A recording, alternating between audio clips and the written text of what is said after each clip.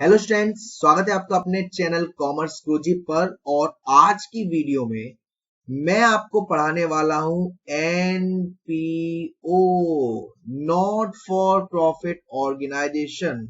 Accounting for not for profit organisation कह सकते हो, financial statement of not for profit organisation कह सकते हो। और ये मैं गारंटी के साथ कह सकता हूं कि जब ये पूरी वीडियो आप देख लोगे उसके बाद आपको कहीं भी झांकने की जरूरत नहीं पड़ेगी।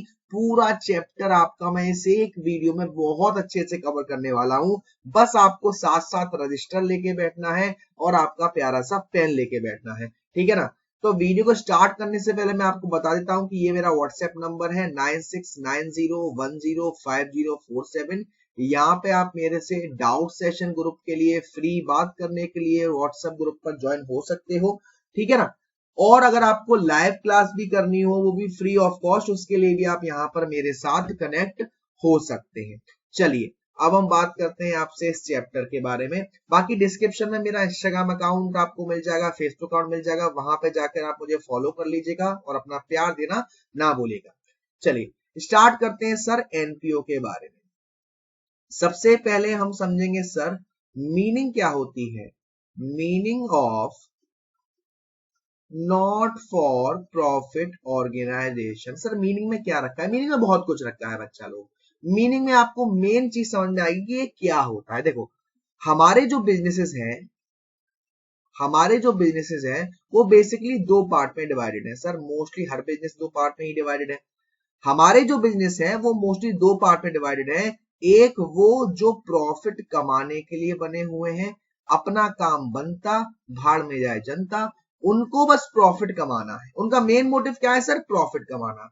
और दूसरे टाइप के बिजनेस क्या होंगे सर? वो बिजनेसेस जो प्रॉफिट कमाने के लिए नहीं बने। अरे सर ऐसा भी कोई बिजनेस होता है जो प्रॉफिट कमाने के लिए ना बनाओ? जी हाँ बेटा, वो कंपनीज, वो ऑर्गेनाइजेशन जो इस मोटिव से नहीं आई है कि भाई हम प्रॉफिट कमाएंगे, वो इस मोटिव से आई है कि हम सोसाइटी को सर्विस रेंडर करेंगे, हम सोसाइटी का भला करेंगे। जैसे हमारे क्लब्स होते हैं, हमारे हॉस्पिटल्स होते हैं, हमारे स्कूल्स होते हैं, हमारी लाइब्रेरीज वगैरह होती हैं, ये सभी हमारा क्या है? Not for profit organization. भाई क्लब क्या करता है? क्लब आपको कुछ स्पोर्ट्स फैसिलिटी वगैरह प्रोवाइड करता है, हॉस्पिटल आपको मेडिकल सर्विस प्रोवाइड करता है, तो ये इनका मोटिव है। तो इनके लिए जो इनके पास जो इनकम का सोर्स होता है कि भाई इनके पास पैसा कहां से आता है सर? इनके कुछ मेंबर्स होते हैं जो इनको सब्सक्रिप्शन देते हैं, डोनेशन देते हैं, कुछ ग्रांट्स मिलता है। तो जो हमारा नॉट फॉर प्रॉफिट ऑर्गेनाइजेशन है, एनपीओ ऑर्गेनाइजेशन है, वो प्रॉफिट कमाने के लिए नहीं बनी, फिर भी इनको अपने कुछ अकाउंट मेंटेन करने पड़ते हैं। सर क्या ये ट्रेडिंग अकाउंट बनाते हैं? नहीं बेटा, ना ही ये ट्रेडिंग अकाउंट बनाएंगे, ना ही ये प्रॉफिट एंड लॉस बनाएंगे। ये बनाते हैं हमारा रिसीप्ट एंड पेमेंट अकाउंट और इनकम एंड एक्सपेंडिचर अकाउंट और आपका प्यारा सा बैलेंस शीट। हालांकि सीबीएसई बोर्ड में बैलेंस शीट नहीं आएगी, आपको सिर्फ इनकम एंड एक्सपेंडिचर बनाना होगा, लेकिन मैं आपको वीडियो में बैलेंस शीट के बारे में भी समझाऊंगा। तो जैसे कि मैंने अकाउंट की बात करी, सबसे पहला अकाउंट से पहले हम इससे कुछ फीचर्स की बात कर लेते हैं कि सर क्या होता है हमारा नॉट फॉर प्रॉफिट ऑर्गेनाइजेशन के फीचर। सर पहला आपने बताया कि इनका मेन एम है, मोटिव है, क्या करना? सर्विस देना, प्रॉफिट नहीं कमाना।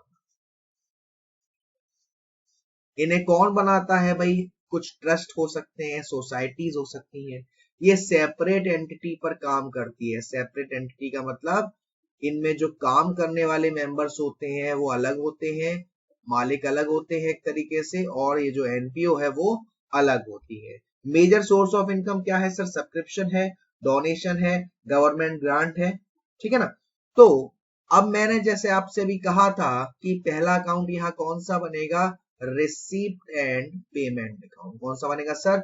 Receipt and payment account. पैसा आएगा और पैसा जाएगा, वो कौन सा अकाउंट है? Receipt and payment account. जिस तरीके से आप अपने बाबू को प्यार से बाबू, सोना, लाड़ो, जाड़ो बोलते हैं और वो आपसे बाबू, सोना, मोना, कुट्टा, चुप्पा बोलती हैं, वैसे ही रिसीप्ट एंड पेमेंट अकाउंट को हम एक दूसरे तरीके से भी जानते हैं, जिसको हम कहते हैं कैश बुक।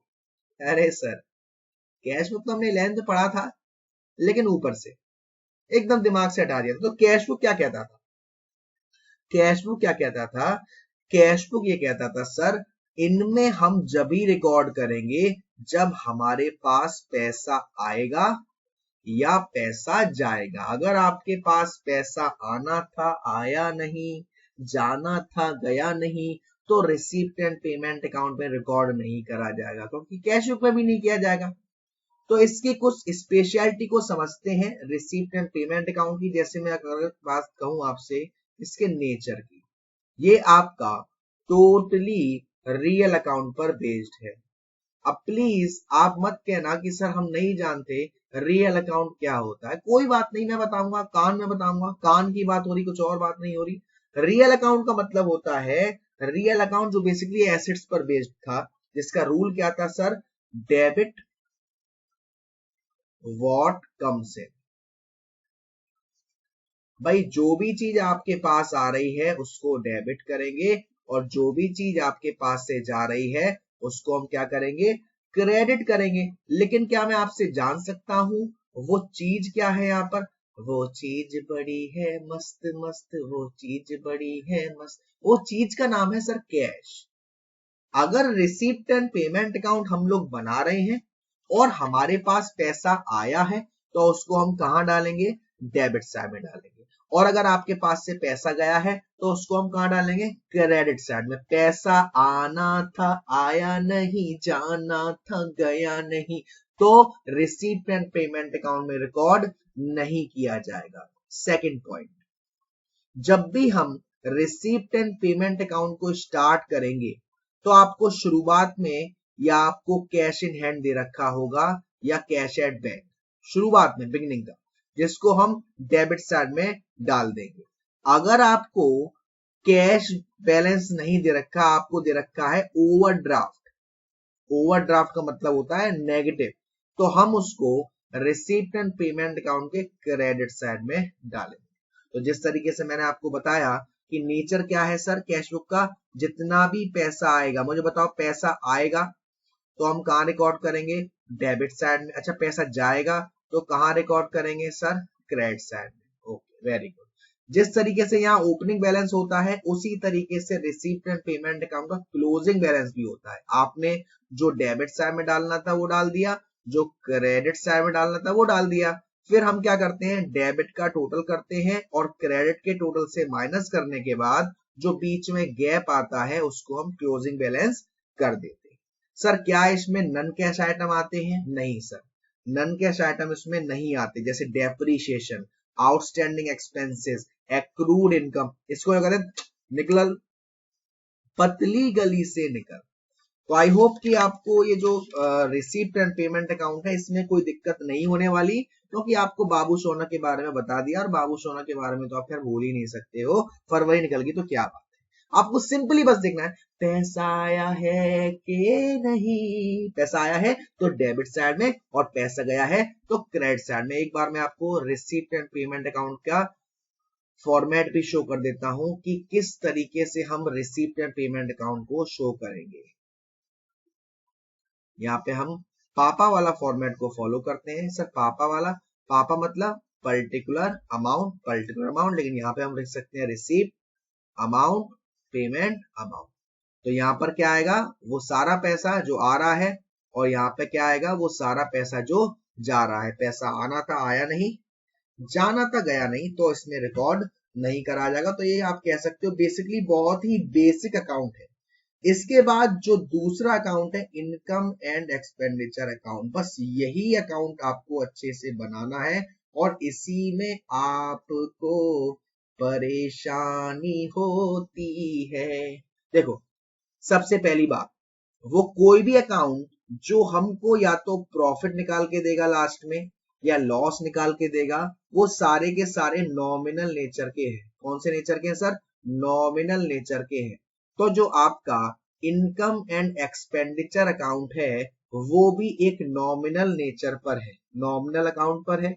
तो नॉमिनल अकाउंट का रूल क्या था सर? बच्चा लोग बताएंगे। सर आप किस लिए हो, आप ही बता दीजिए कि debit all expenses and losses, credit all incomes and gain। क्या बताया मैंने? इनकम एंड एक्सपेंडिचर अकाउंट का रूल था, रिसीप्ट एंड पेमेंट का क्या था कि सर वो रियल अकाउंट है, debit what comes in and credit what goes out. Income and expenditure account एक नॉमिनल अकाउंट पर बेस है।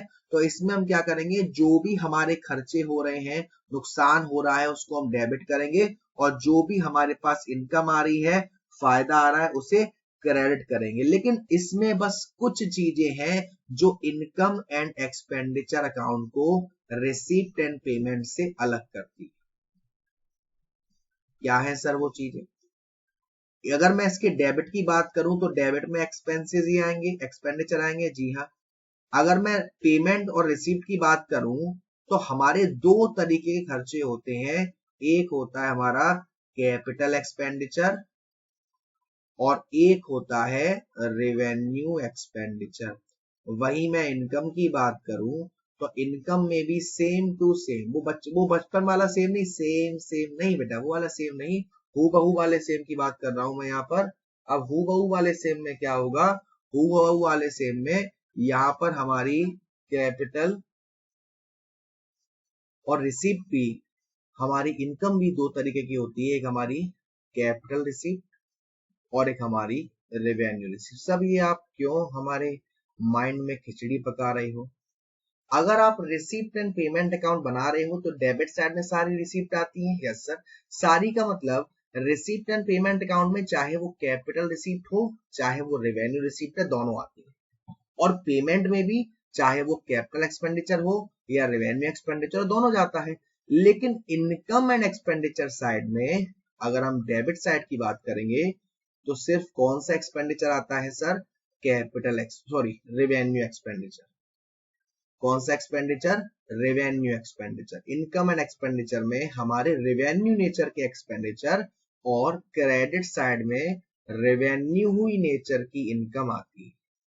अब आपको यही एक इकलौती चीज ऐसी है जो अलग अलग करती है रिसीप्ट एंड पेमेंट अकाउंट को और इनकम एंड एक्सपेंडिचर अकाउंट को। इसके लिए आपको बहुत जरूरी है ये आना कि सर रेवेन्यू एक्सपेंडिचर क्या होते हैं और रेवेन्यू इनकम क्या होती है। उसके साथ साथ हमारी कुछ एडजस्टमेंट्स होते हैं, वो एडजस्टमेंट्स आपको आना बहुत जरूरी है। एडजस्टमेंट्स जैसे कि डेप्रिसिएशन, एडजस्टमेंट जैसे कि आउटस्टैंडिंग एक्सपेंसेस, एडजस्टमेंट जैसे कि प्रीपेड एक्सपेंसेस, अर्न इनकम, ये सारी एडजस्टमेंट हमारे इसमें चलती है। तो अब आपको कुछ डिफरेंस की बात मैं करूं तो रिसीप्ट एंड पेमेंट अकाउंट में और इनकम एंड एक्सपेंडिचर अकाउंट में आप बहुत अच्छे से डिफरेंशिएट कर सकते हो। तो पहले मैं आपको यही समझाऊंगा कि क्या होती है हमारी कैपिटल एक्सपेंडिचर और क्या होते हैं हमारे रेवेन्यू एक्सपेंडिचर, क्या होती है हमारी कैपिटल रिसीट और क्या होती है हमारी रेवेन्यू रिसीट। मैं आपको तीन चार तरीके से समझाने की कोशिश करूंगा, जिस तरीके से आप समझ पाए, आपके माइंड में जैसे अच्छे से आ पाए, उसके ऊपर डिपेंड है। पहले मैं बात करता हूं हमारे कैपिटल एक्सपेंडिचर की, ठीक है। तो देखो, कैपिटल एक्सपेंडिचर हमारे वो एक्सपेंडिचर है, कैपिटल एक्सपेंडिचर हमारे वो एक्सपेंडिचर है जो खर्चा अगर आपने एक बार कर दिया, जो खर्चा आपने एक बार कर दिया उसका बेनिफिट आपको लंबे समय तक मिलेगा, लंबे समय तक। क्या है वो खर्चा? कैपिटल एक्सपेंडिचर हमारे वो एक्सपेंडिचर है सर जो खर्चा अगर आपने करा है तो उसका जो बेनिफिट है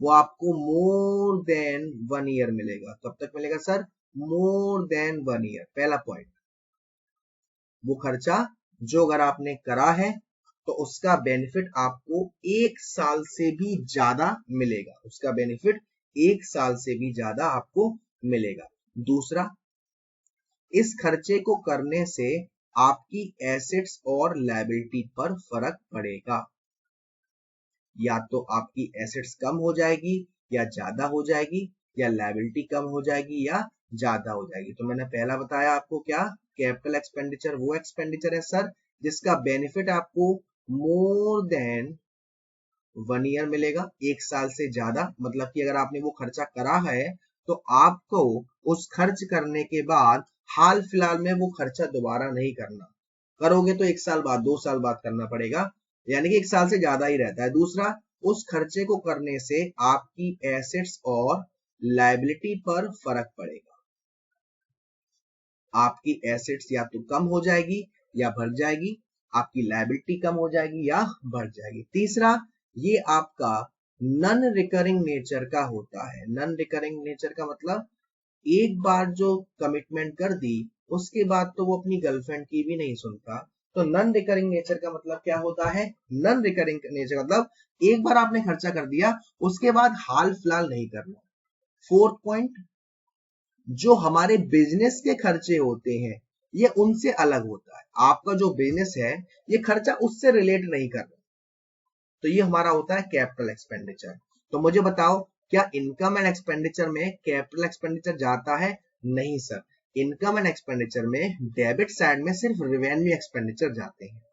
और मैं आपको एक और बात बता दूं कि जो हमारा इनकम एंड एक्सपेंडिचर अकाउंट होता है उसमें सिर्फ करंट ईयर से रिलेटेड ही चीजें आती हैं, ना ही प्रीवियस ईयर की ना ही आने वाले की।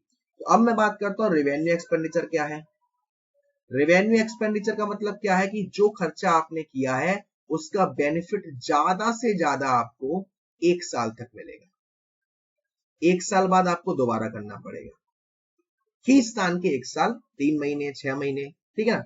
दूसरा, इन खर्चों को अगर आप करते हो तो आपकी एसेट्स पर और आपकी लायबिलिटी पर कोई भी फर्क नहीं पड़ेगा, ना ही आपकी एसेट्स में कोई चेंज आने वाला है और ना ही आपकी लायबिलिटी में कोई चेंज आने वाला है।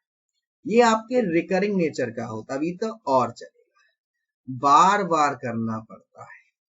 फॉर एग्जाम्पल, आपने शादी करी, शादी में जो खर्चे होते हैं वो हाल फिलहाल तो होने नहीं है, वो हमारे कैपिटल एक्सपेंडिचर कह सकते हैं। लेकिन ये बाबू सोना मोना के आए दिन के जो खर्चे होते हैं, रिचार्ज कराओ, फलाना कराओ, ढिंकाना कराओ, ये हमारे रेवेन्यू एक्सपेंडिचर आप इनको कह सकते हो। तो रिकरिंग नेचर यानी कि बार बार, और जो हाल फिलहाल नहीं होता वो नॉन रिकरिंग। फोर्थ, ये खर्चे आपके बिजनेस से ही रिलेटेड है, आपका जो बिजनेस है उससे ही रिलेटेड होते हैं। तो आई थिंक कि आपको क्लियर होगा कि व्हाट इज कैपिटल एक्सपेंडिचर और व्हाट इज रेवेन्यू एक्सपेंडिचर, है ना। और बाकी अभी मैं कुछ एग्जांपल्स लूंगा, आपको क्वेश्चंस में जो आपको एडजस्टमेंट आती हैं वो समझाऊंगा, उनसे आपको और क्लियर होगा।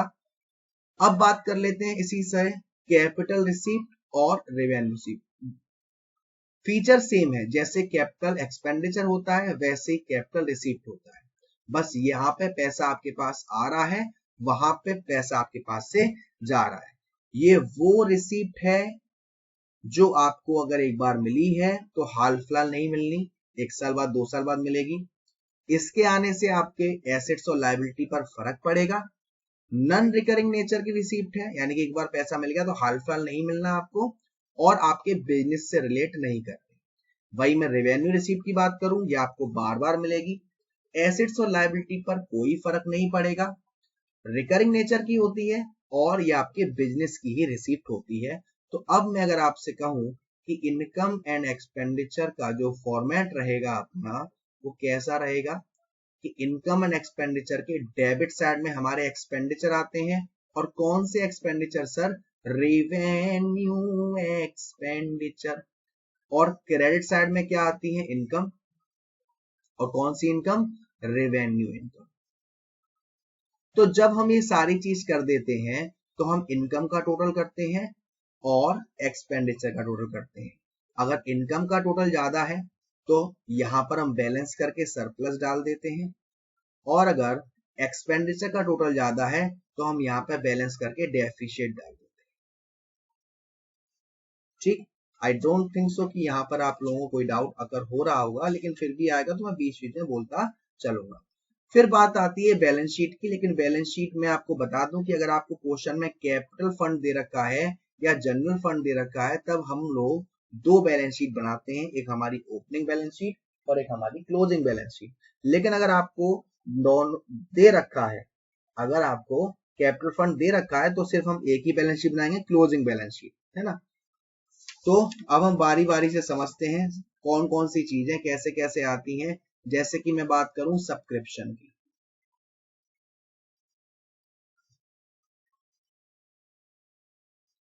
ये जो हमारा एनपीओ है उनके लिए ये जो सब्सक्रिप्शन होता है वो एक मेन सोर्स ऑफ इनकम होता है। तो जब आप रिसीप्ट एंड पेमेंट अकाउंट बना रहे होंगे तो उसको डेबिट साइड में डालोगे, पैसा आ रहा है, और जब आप इनकम एंड एक्सपेंडिचर बना रहे होंगे तो उसको क्रेडिट साइड में डालोगे, क्योंकि ये एक रेवेन्यू रिसीप्ट है। सब्सक्रिप्शन आप किसी भी चीज का देखते होंगे, जब आप सब्सक्रिप्शन लेते हो तो आप उसको हर महीने या हर 3 महीने बाद या हर 6 महीने बाद आपको पेड करना पड़ता है। सर ऐसे भी तो सब्सक्रिप्शन होते हैं जो पैसा आपने एक बार दे दिया उसके बाद नहीं देना, उसको हम कहते हैं लाइफ मेंबरशिप फीस। नाम में लिखा हुआ है लाइफ मेंबरशिप फीस का मतलब अगर आपको मेंबर बनना है किसी ऑर्गेनाइजेशन का पूरे लाइफ के लिए तो आपको एक पेमेंट करना होता है, उसके बाद आपको पेमेंट नहीं करना। तो क्या ये रेवेन्यू रिसीप्ट है? नहीं सर, ये कैपिटल रिसीप्ट है। तो ये हमारे इनकम एंड एक्सपेंडिचर अकाउंट में तो नहीं आने वाला। अब मैं पहले आगे बढ़ने से पहले सब्सक्रिप्शन के कुछ एडजस्टमेंट होते हैं वो मैं आपको समझा दे रहा हूं। भाई सब्सक्रिप्शन हम इनकम एंड एक्सपेंडिचर अकाउंट की अगर बात करी जाए तो मैंने बताया था कि इनकम एंड एक्सपेंडिचर अकाउंट में सिर्फ करेंट ईयर के रिलेटेड ही चीजें आती हैं। अब मान लीजिए आपको क्वेश्चन में दे रखा है सब्सक्रिप्शन रिसीव, हमें सबसे पहले ये देखना है कि हम इनकम एंड एक्सपेंडिचर अकाउंट किस साल का बना रहे हैं। जैसे आपसे क्वेश्चन में कह रहा है 31 मार्च 2021, तो हमारा जो फाइनेंशियल ईयर है वो कब स्टार्ट हुआ होगा? 1 अप्रैल 2020 को, और एंड कब हो रहा है? 31 मार्च 2021। तो यहाँ पर 1 अप्रैल 2020 से पहले के जो खर्चे थे और 31 मार्च 2021 के बाद के जो खर्चे हैं वो इनकम एंड एक्सपेंडिचर में नहीं आएंगे। तो आपको क्वेश्चन में दे रखा है सब्सक्रिप्शन रिसीव, फिर आपसे बोला जाए कि subscription outstanding in the beginning of year, या फिर आपसे कह रहा है कि आपको 1 अप्रैल 2020 में कुछ आउटस्टैंडिंग सब्सक्रिप्शन दे रखा है, तो मुझे बताओ साल की शुरुआत में ही कुछ पैसा बकाया है सब्सक्रिप्शन का, तो वो किस साल का बकाया होगा? पिछली साल का होगा सर। इस साल में तो आएगा नहीं, उसको हम क्या कर देंगे? लेस कर, क्या कर देंगे? लेस कर देंगे। अच्छा अगर यही ऐसा होता subscription outstanding at the end of year, यानी कि साल के लास्ट में कुछ सब्सक्रिप्शन ऐसी है जो बकाया है, आउटस्टैंडिंग है, यानी 31 मार्च 2021 में कुछ सब्सक्रिप्शन है जो बकाया है, तो वो किस साल का है? सर इसी साल का हुआ, साल के लास्ट में है, तो हम क्या कर देंगे? उसको ऐड कर देंगे। ये तो बात आई हमारी आउटस्टैंडिंग की। कभी कभी क्वेश्चन में आपसे कहेगा subscription received in advance, subscription received in advance at the beginning. भाई साल की शुरुआत में अगर आपको सब्सक्रिप्शन मिला है, जब हम एडवांस में किसी को पैसा देते हैं तो भाई आगे में जो बेनिफिट आएंगे, जो आने वाले जो बेनिफिट है उसी के लिए तो देते हैं। यस सर, तो हम इसको जब शुरुआत में दे रहे हैं तो आने वाले साल के लिए दे रहे हैं। अगर 1 अप्रैल 2020 को दे रहे हैं तो ये पूरी साल के लिए दे रहे हैं। यस सर, तो क्या ये इसी साल से रिलेट कर रहा है? यस सर, क्या कर देंगे? ऐड कर देंगे। अच्छा यही ऐसा होता subscription received in advance at the end of year, end of the year यानी कि उसके नेक्स्ट जो आएगा, उसका नेक्स्ट जो आएगा उसके लिए दे रहे हैं, तो वो इस साल से रिलेट नहीं कर रहा, उसको हम लेस करते हैं। तो अभी तक हमने दो चीजें देखी, सब्सक्रिप्शन और लाइफ मेंबरशिप फीस। उसके बाद आपको देखना है जो फंड होता है वो दो तरीके के होते हैं। एक होता है हमारा जनरल फंड, ये गर्लफ्रेंड मत समझना बेटा, जनरल फंड लिखा है शॉर्ट फॉर्म में, और एक होता है हमारा स्पेसिफिक फंड। जनरल फंड और स्पेसिफिक फंड, देखो जनरल फंड में और स्पेसिफिक फंड में डिफरेंस क्या है? जब आपको पैसा दिया है डोनेशन के रूप में या किसी और रूप में, लेकिन आपको ये स्पेसिफाइड नहीं है कि ये पैसा किस चीज के लिए मिला है, फॉर एग्जाम्पल डोनेशन, सिर्फ डोनेशन लिखा हुआ, तो पैसा किसी भी रूप के लिए आ सकता है, तो हम इसको एक तरीके से रेवेन्यू रिसीप्ट की तरह ट्रीट करेंगे, और अगर ये रेवेन्यू रिसीप्ट है तो इनकम एंड एक्सपेंडिचर में क्रेडिट साइड में आएगी। लेकिन यही अगर स्पेसिफिक फंड होता, यहाँ लिखा होता donation for building, donation for swimming pool, है ना, डोनेशन फॉर टूर्नामेंट फंड, तो यहाँ पर इसका जो डोनेशन है उसका जो स्पेसिफाइड है कि ये इस चीज के लिए दिया है, जिन लोगों ने आपको इसका पैसा दिया है वो इस चीज के लिए दिया है, तो इनकम एंड एक्सपेंडिचर में ये नहीं आएगा, इसका ट्रीटमेंट हम बैलेंस शीट में करेंगे। फिर आती है हमारी एंट्रेंस फीस, जिसको हम एडमिशन फीस भी कहते हैं। फॉर एग्जाम्पल, जैसे कि आपने देखा हो कि जब आप किसी स्कूल में एडमिशन लेते हो तो वहां पे आपको शुरुआत में कुछ पैसा देना पड़ता है। ऐसे ही जब कोई न्यू मेंबर होता है और वो एनपीओ का, नॉन प्रॉफिट ऑर्गेनाइजेशन का हिस्सा बनना चाहता है, तो उसको पूरी साल का एक अमाउंट देना पड़ता है जो एक एनुअल सब्सक्रिप्शन की तरह होता है, उसे हम एंट्रेंस फीस बोलते हैं। लेकिन कभी कभी क्या होगा, कभी कभी कुछ ऑर्गेनाइजेशन ऐसी होगी जो इस एंट्रेंस फीस को कैपिटल नेचर में भी ट्रीट कर रही होगी, तो अगर ऐसा है तो आपको देखना है कि कितना परसेंट एंट्रेंस फीस का कैपिटल है और कितना रेवेन्यू है। जितना रेवेन्यू है उतना इनकम एंड एक्सपेंडिचर के क्रेडिट साइड में आएगा, और जितना कैपिटल है वो हमारा सीधा बैलेंस शीट में जाएगा। फिर आता है हमारा लेगेसी। लेगेसी का मतलब है कि मान लीजिए हमारी एबीसी करके नॉन प्रॉफिट ऑर्गेनाइजेशन है, अब मान लीजिए कोई सुपरस्टार है, नाम तो मैं नहीं लूंगा, आप लोग भाई विवाद कर दो, गोली चला दोगे, एक कोई सुपरस्टार है, इसका नाम ही हमने सुपरस्टार रख दिया, और इन सुपरस्टार ने कहा कि भाई मेरे जाने के बाद, मेरे मरने के बाद मेरी जो प्रॉपर्टी है, मेरा जो घर है, मेरा जो बंगला है, वो इस संस्था के नाम हो जाना चाहिए।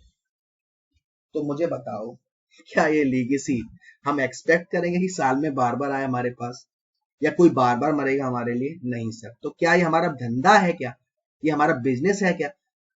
है ना? अरे सर धंधा छोटा बड़ा नहीं होता। अरे बेटा रईस बाद में बनना, पहले क्वेश्चन समझो। लीगेसी आपके हिसाब से क्या रहेगा, कैपिटल रिसीप्ट या रेवेन्यू रिसीप्ट? सर ये हमारी कैपिटल रिसीप्ट रहेगी, ये हमारे इनकम एंड एक्सपेंडिचर में नहीं आएगी, ये हमारे इनकम एंड एक्सपेंडिचर में नहीं आएगी। फिर हमारा सेल ऑफ ओल्ड एसेट्स, आपने किसी एसेट्स को बेचा, किसी एसेट्स को खरीदा, वो तो इनकम एंड एक्सपेंडिचर में नहीं आएगा, लेकिन आपको ये देखना है कि जो आपने ओल्ड एसेट्स को बेचा है, अगर उसके बेचने पर आपको फायदा हुआ तो इनकम एंड एक्सपेंडिचर के क्रेडिट साइड में, और घाटा हुआ तो डेबिट साइड में। लेकिन अगर हम बेच रहे हैं ओल्ड न्यूज़पेपर, ओल्ड न्यूज़पेपर बेच रहे हैं, भाई ओल्ड न्यूज़पेपर बेच रहे हैं तो वो तो बार बार बेचोगे, बार बार बेचोगे। ऐसे ही मान लो स्पोर्ट्स मटेरियल बेच रहे हो, तो वो हमारे इनकम एंड एक्सपेंडिचर के क्रेडिट साइड में आएगा।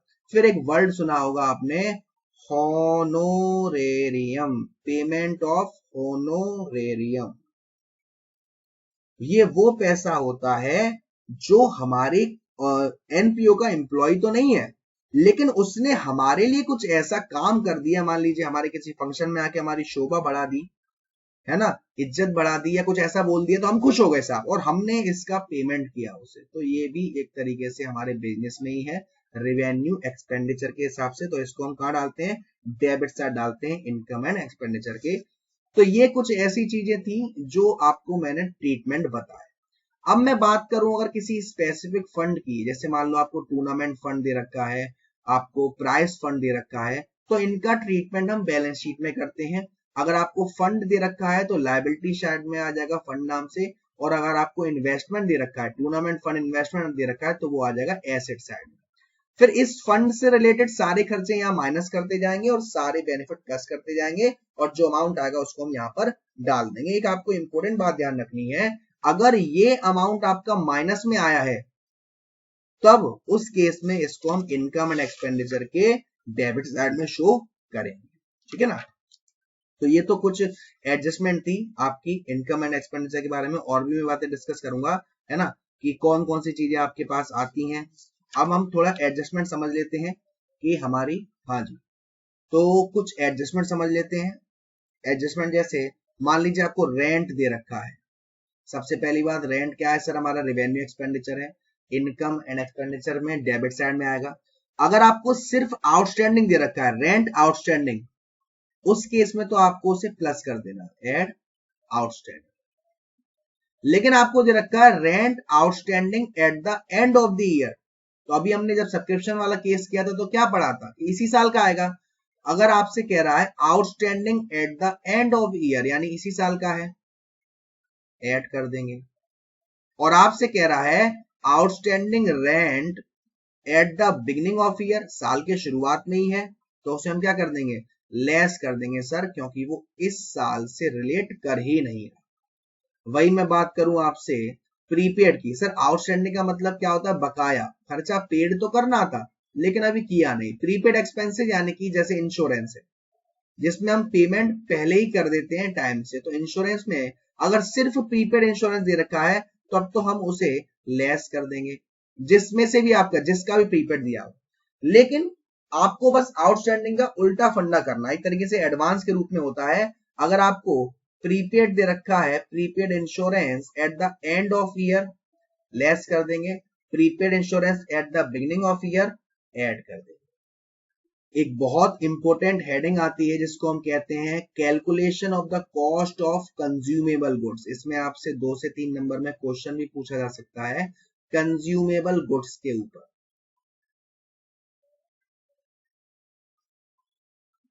कुछ आइटम ऐसे होते हैं हमारे क्वेश्चंस में जिनका आपको क्वेश्चन में ही ओपनिंग और क्लोजिंग स्टॉक दिया होता है और उसका जो पेमेंट किया वो भी दिया होता है। उन आइटम को हम कंज्यूमेबल गुड्स कहते हैं, जैसे कि मान लीजिए फूड स्टॉक, मेडिसिन, भाई कंज्यूम ही तो किया जाएगा इसको।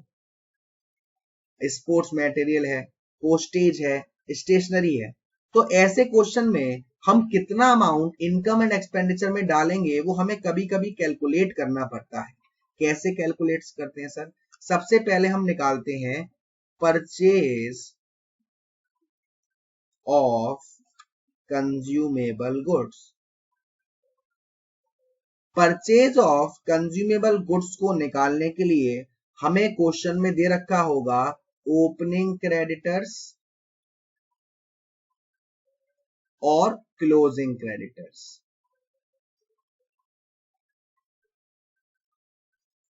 भाई ओपनिंग क्रेडिटर्स का मतलब क्या है? ओपनिंग क्रेडिटर्स का मतलब क्या है कि वो लास्ट ईयर के हैं, पेमेंट जो है वो लास्ट ईयर का हुआ है, इस साल का नहीं, लास्ट ईयर का है, तो उसे हम क्या कर देंगे, लेस कर देंगे।